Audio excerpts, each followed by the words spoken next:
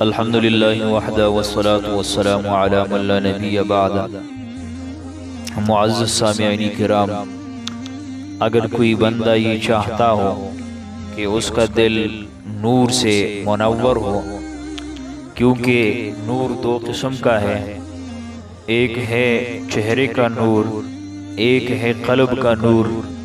قلب کا نور ہی اصل ہے جس کی ذریعے سے انسان برائی اور اچھائی کو سمجھتا ہے، اسی کی وجہ سے ایک انسان ہدایت کے راستے پر چلتا ہے۔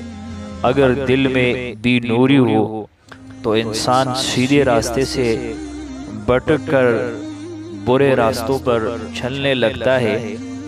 لہٰذا آپ کو ایسا وظیفہ بتلاتا ہو کہ جس کی وجہ سے اگر ایک جمعہ اس کو ایک بار پڑھ لے، انشاءاللہ دوسرے جمعے تک دل نور سے منور رہے گا، اور وہ ہے سورہ کہف۔